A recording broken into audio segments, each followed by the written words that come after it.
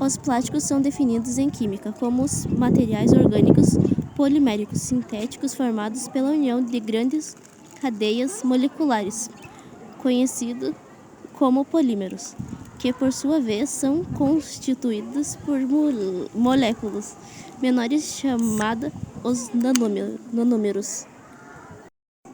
Sua principal matéria-prima é o petróleo, um combustível natural extremamente importante e utilizado para os direitos fins. A fração nafta do petróleo é levada para as indústrias petrolíferas, onde passa por um processo de separação em vários compostos puros que darão origem ao plástico. Do processo produtivo mais comum se obtém uma resina plástica, a qual passa por alguns procedimentos específicos, que variam de acordo com o tipo de artigo com o qual se deseja trabalhar. Em suma, eles são produzidos a partir de resinas plásticas derivadas do petróleo e pertencem ao grupo dos polímeros. As composições químicas podem ser estrategicamente modificadas, de forma a obter produtos coloridos, transparentes, mais finos, mais grossos e assim por diante.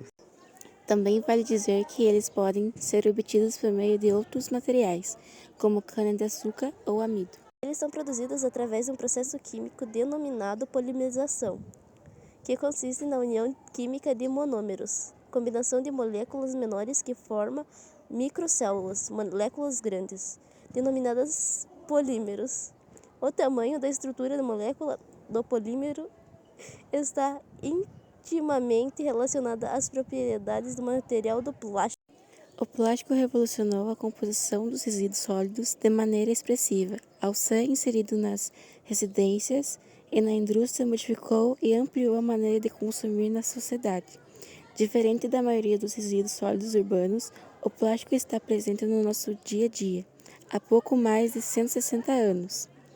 Desde o início de sua produção, em 1850, teve rápida expansão. Entretanto, a sua consolidação se deu após a Segunda Guerra Mundial. Sua capacidade de ser, ao mesmo tempo, leve e resistente, veio suprindo necessidades do ser humano e permite avanços tecnológicos, facilidade na logística, asseio e higiene. Os meios de transporte, como por exemplo automóveis e aviões, ficaram muito mais leves e assim passaram a ter um custo de fabricação e manutenção mais acessível, aliado ao melhor rendimento, auxiliando sua rápida difusão, tal como seu uso em ambientes hospitalares, facilitando acessos a velas de pacientes, modernizando a aplicação de vacinas, entre outros usos que o materiais plásticos possuem. A breve história do plástico em nossa sociedade não é marcada apenas por transformações positivas. As embalagens de papel, vidro e pano e materiais de reciclagem mais fáceis foram substituídas por embalagens plásticas de difícil decomposição natural. Se por um lado o uso do plástico permitiu maior higiene e menor. A breve história do plástico em nossa sociedade não é marcada apenas por transformações positivas. As embalagens de papel, vidro e pano, materiais com reciclagem e reaproveitamento mais fáceis foram substituídos por embalagens de plástico de difícil decomposição natural.